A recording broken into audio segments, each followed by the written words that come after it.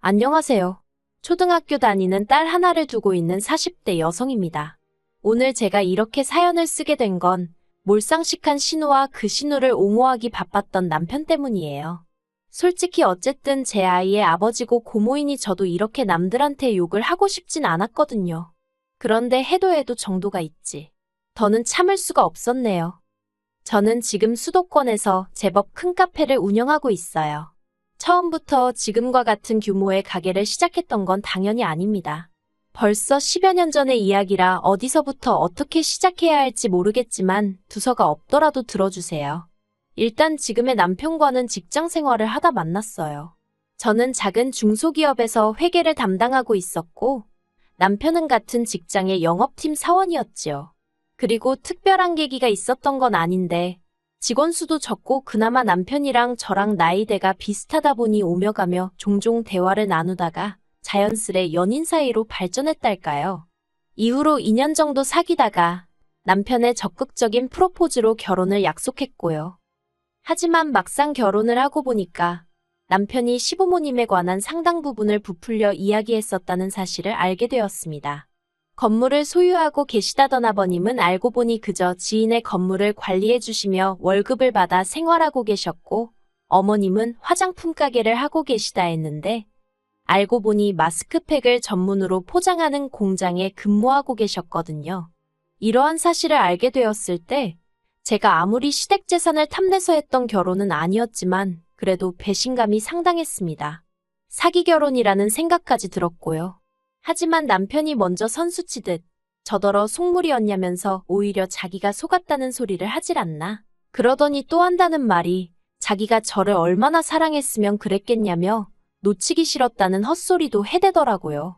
그리고 슬프게도 지금이야 핑계가 어떻건 간에 다 부질없는 변명인 걸 알지만 그때는 남편의 말을 들으며 오죽 내가 좋았으면 그랬을까 그런 생각을 하게 되었지요. 그래서 결국 유야무야 넘어가게 되었어요. 마음 한켠에선 내 친정이라고 크게 별 볼 일 있는 것도 아닌데 하는 생각도 있었거든요. 이후로 결혼한 지 1년도 채 되지 않아서 저는 임신을 했습니다. 정말 이루 말할 수 없을 만큼 기뻤지만 이내 현실적인 문제들을 마주할 수밖에 없었지요. 일단 결혼 당시 남편도 저도 있는 돈 없는 돈 모조리 끌어다가 간신히 방둑한 그나마도 한 칸은 거실이나 다름없는 빌라에서 살림을 시작했거든요. 그런데 그곳에서 아이까지 키우며 살아야 한다니 한숨이 절로 나오대요. 게다가 어머님 아버님은 대번에 당신들한테 아무것도 기대하지 말라며 애는 못 봐준다 못을 박으셨습니다. 그리고 저는 친정어머니가 안 계셨고요. 그래서 어쩔 수 없이 퇴사를 하고 소위 독박 육아를 시작했네요. 그런데 아이가 4살이 되던 해 또 다시 문제가 생겼습니다. 남편이 회사를 관뒀거든요. 사실 제가 회사를 다닐 때도 남편은 회사 내에서 영업을 못하는 영업사원으로 유명했어요. 오죽하면 인생은 고사하고 자기가 일한 만큼 월급 받아오는데도 스스로 위축이 돼서는 어지간히 눈치를 보더라고요. 그리고 그런 와중에 상사가 바뀌었는데 전에 상사와 달리 남편한테 대놓고 사무실에서 핀잔을 주고 그랬던 모양이에요. 남편이 저더러 너무 괴롭다며 회사만 가면 숨이 막힌다고 난리였습니다. 지금 생각해보면 그게 공황장애였지 않았을까 싶어요. 아무튼 그래서 남편이 회사를 관뒀는데 힘들다는 사람한테 안 된다고 버티라고 할 수도 없었으니까 그냥 어쩔 수 없는 상황이었네요. 그래도 다행히 남편은 그렇게 무너지는 대신 바로 다른 길을 찾아 나서더라고요. 그리고 그렇게 찾은 곳은 남편의 지인이 운영하는 핸드폰 가게였습니다.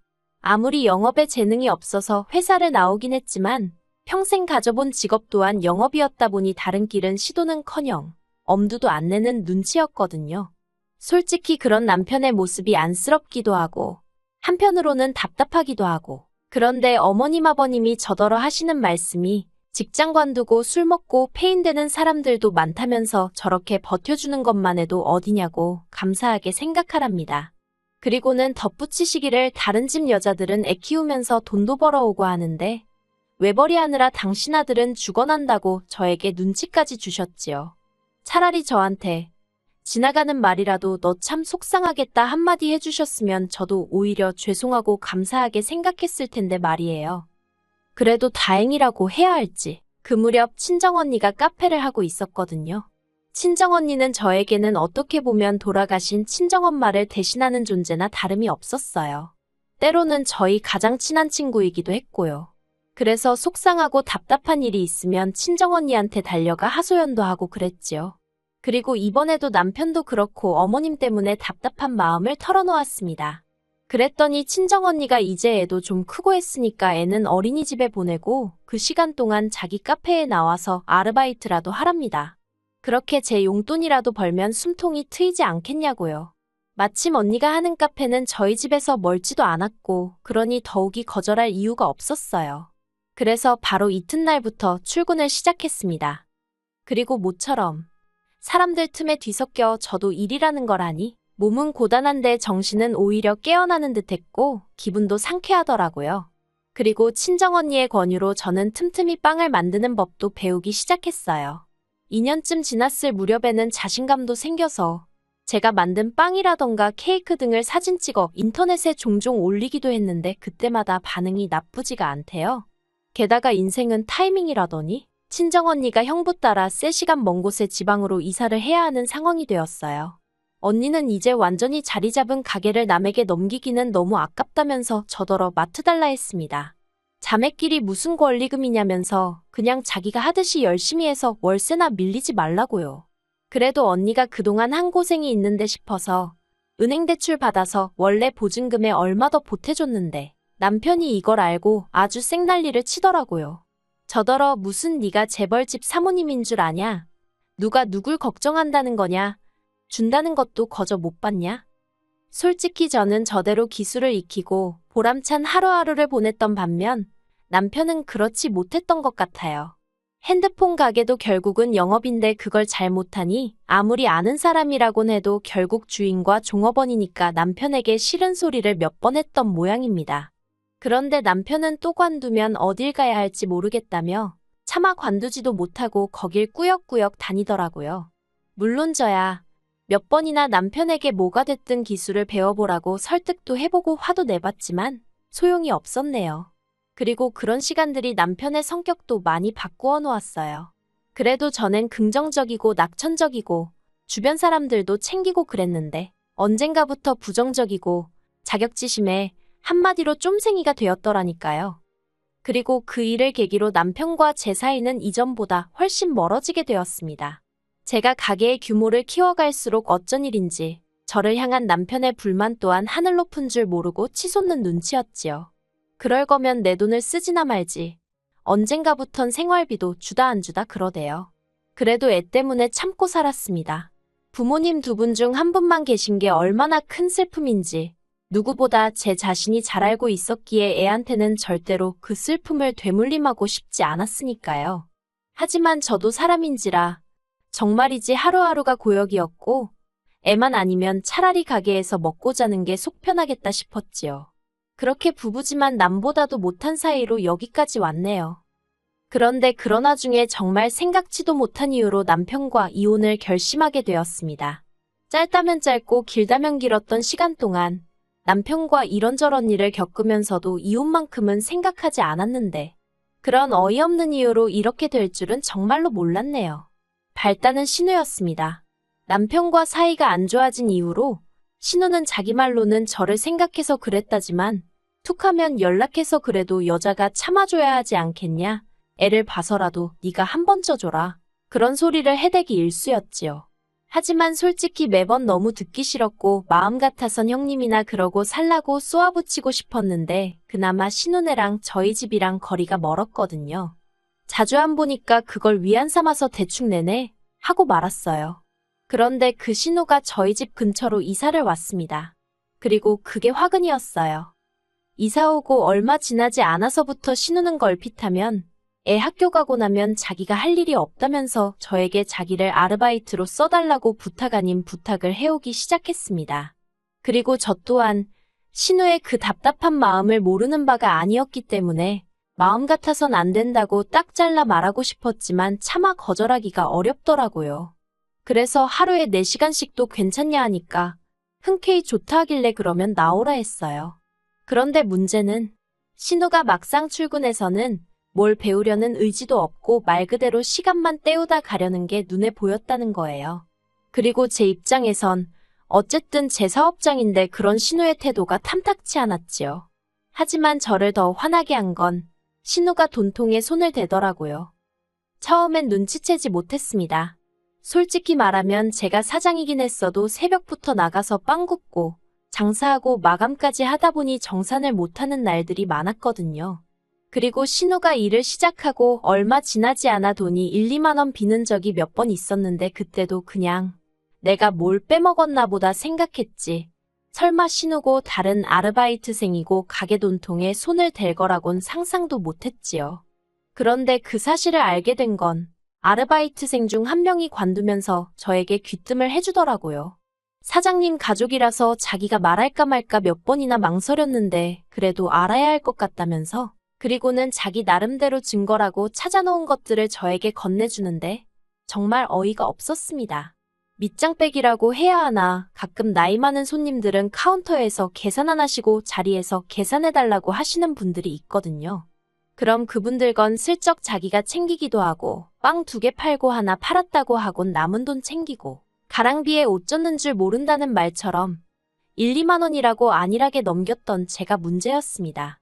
떠나는 아르바이트생이 건네준 자료만 치더라도 신우가 가져간 돈은 100만 원 가까이 되었거든요. 도저히 그냥 넘어갈 문제가 아니라고 생각했지만 그렇다고 남편이나 어머님 아버님이 알게 하고 싶지는 않았어요.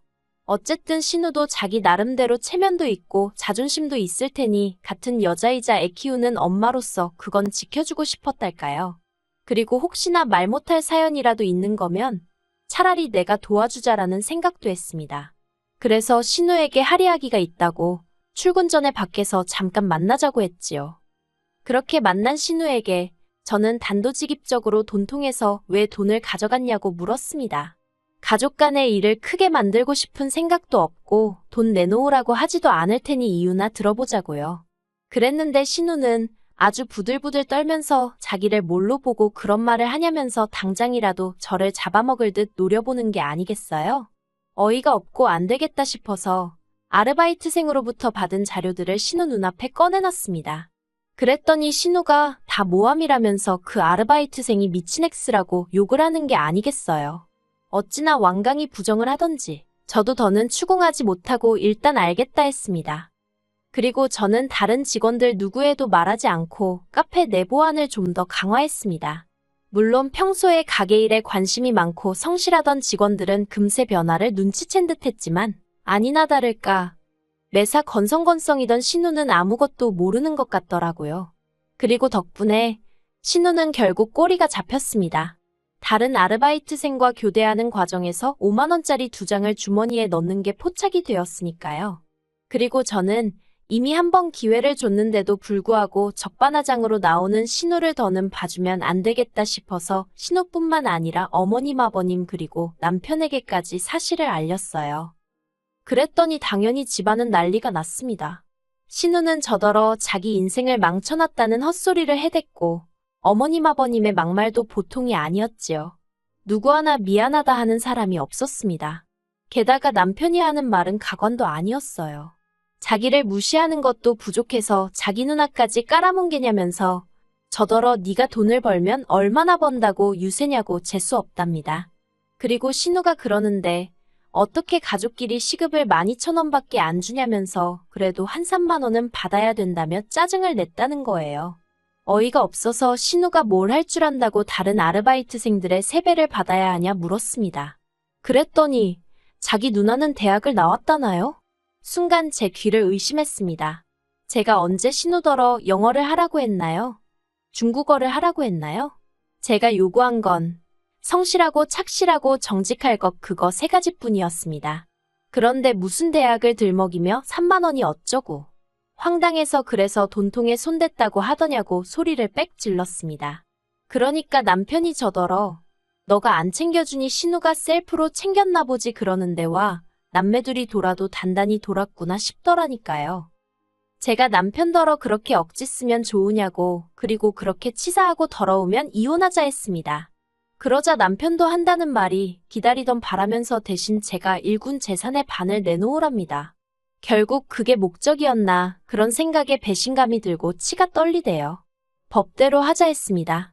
대한민국 법이 그렇게 단순할 줄 아냐고 한번 죽기 살기로 다퉈보자고요. 그리고 당연히 생활비도 안 갖다 주고 그렇다고 무슨 전업주부 마냥 살림을 한 것도 아닌 남편한테 제가 일군 재산의 절반씩이나 갈 리가 없었지요. 오히려 결혼이 파탄나게 된 이유가 남편임이 드러나면서 오히려 상황은 남편에게 불리하게 돌아가기 시작했어요. 게다가 신우, 제가 경찰에 신고했습니다. 가족끼린 처벌 못한다는 헛소리를 하길래 하나 못하나 보라고 쏘아붙이곤 보란듯이 했지요 뭐. 그랬더니 그제서야 이혼이고 뭐고 없던 일로 하자면서 알고 보니 신우가 심해부랑 사이가 안 좋아서 이런 일이 있던 게 알려지면 큰일이 난다나 어쩐다나요. 그래서 결국 합의 이혼으로 남편과 헤어졌고 처음 결혼할 때 어쨌든 남편이 해온 돈이 있었으니 그거 고려해서 4천만 원 내줬습니다. 솔직히 어쨌든 애 아빠이고 애는 자기 아빠한테 악감정이 있는 것도 아니니 어디 전세라도 구해서 살게는 해줘야겠더라고요. 그래서 이걸로 당신과 나는 끝이라고 아주 못 받고 공증까지 받아놨네요. 그리고 신우는 자기가 훔쳐간 돈 2배를 어디서 마련해와서는 제 앞에서 싹싹 빌더라고요. 그래서 신우가 몰래 훔쳐간 돈만 계산해서 받고 다신 제 눈앞에 띄지 말라고 했어요. 어차피 그쪽 남동생하고도 끝났으니까 더는 신경 거슬리게 하지 말라고요. 그리고 이 모든 과정에서 어머님 아버님은 저더러 독한 X, 못된 X는 기본이고 차마 입에 담을 수 없는 욕들도 서슴지 않고 저에게 퍼부으셨습니다. 두 분이 보시기엔 저 하나 때문에 당신 자식들이 고생하는 것처럼 보였던 모양이에요. 그래서 제가 이해하기로 했어요. 죽기 전에라도 부끄러운 줄 아시면 다행이고 못 아시면 그건 그거대로 불쌍한 인생이라고 생각하기로 한 거지요. 제가 이제 바라는 게 있다면 그저 우리 애가 자라서 엄마인 제가 왜 그런 선택을 내릴 수밖에 없었는지 이해해줬으면 하는 것입니다. 제 희생을 알아달라고는 하지 않을 테지만 적어도 저를 원망하지는 않았으면 좋겠네요. 참고 살았던 이유도 그리고 결단을 내린 이유도 모두 너를 위한 선택이었다는 걸 꼭 알아줬으면 해요.